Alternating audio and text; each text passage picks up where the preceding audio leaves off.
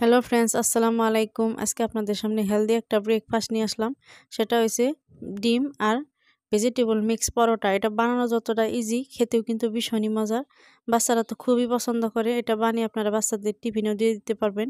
এটা বানাতে কিন্তু রুটি বেলাবেলির ঝামেলা লাগবে না, এমনিতে আপনারা রুটি আটা গুলিয়ে বানিয়ে নিতে পারবেন।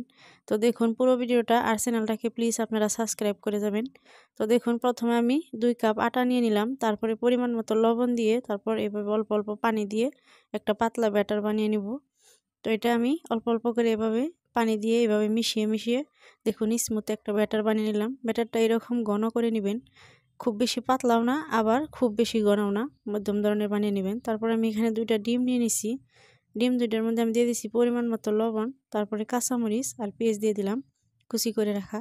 তো সব কিছু ভালো করে মিশিয়ে এটা আমি সাইডে রেখে দিলাম। এখানে নিয়ে নিলাম টমেটো সস একটা বাটির মধ্যে, তারপরে দিয়ে দিলাম গাজর কুচি আর পেঁয়াজ কুচি। এখানে আপনারা শসা ইউজ করতে পারবেন, কিন্তু আমার হাতের কাছে শসাটা ছিল না, তাই আমি শসা ছাড়া এটা বানাচ্ছি। তো তারপরে এখানে একটু পরিমাণ মতো লবণ দিয়ে একটু লেবুর রস দিয়ে দিলাম। তো লেবুর রসটা দিয়ে তারপরে এইগুলো সব কিছু একসাথে এভাবে ভালো করে মিশিয়ে এটা সাইডে রেখে দিব। তো এরপর আমি একটা তাওয়া নিয়ে নিলাম। তাওয়াটা একটু গরম হয়ে আসলে তারপর আমি এখানে অল্প একটু তেল দিয়ে দিলাম। তো তেলটা দিয়ে আমি এভাবে এটা চামিচ দিয়ে ঘুরিয়ে ঘুরিয়ে মিশিয়ে নিয়ে তারপরে এখানে 1.5 চামচ পরিমাণ ব্যাটার নিয়ে নিলাম। ব্যাটারটা দিয়ে এভাবে ঘুরিয়ে ঘুরিয়ে ঘুরিয়ে ঘুরিয়ে আমি রুটির শেপটা দিয়ে দিব। তো রুটির শেপটা দিয়ে দিয়ে তারপর যখন সামান্য একটু হালকা হয়ে যাবে, কাঁচা কাঁচা অবস্থায় কিন্তু এই ডিমগুলো দিতে হবে এখানে, তাহলেই কিন্তু ভালো হবে। তো এভাবে কাঁচা কাঁচা যখন থাকবে তখনই আপনারা ডিমটা এভাবে দিয়ে দিবেন, তাহলে ডিমের ওই পরোটাটার সাথে এই ডিমটা একদম লেগে যাবে।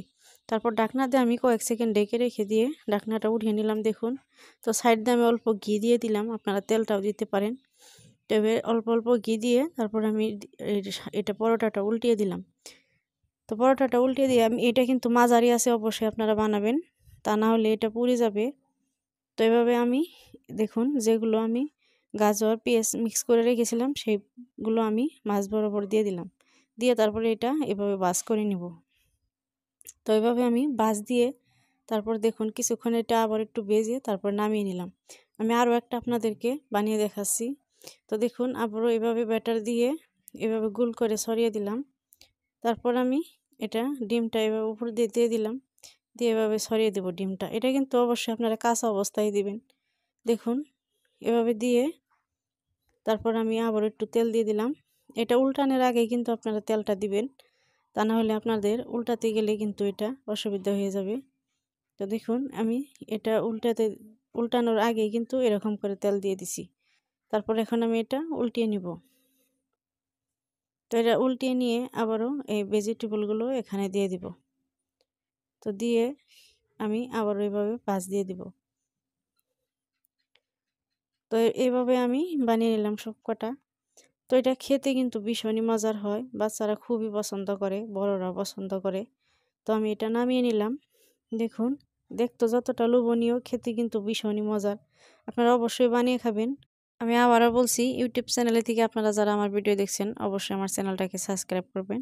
আর যারা ফেসবুক পেজ থেকে জয়া কিচেনে ভিডিও দেখছেন অবশ্যই ফলো করে যাবেন, শেয়ার করে যাবেন, লাইক করে যাবেন। আল্লাহ হাফিজ।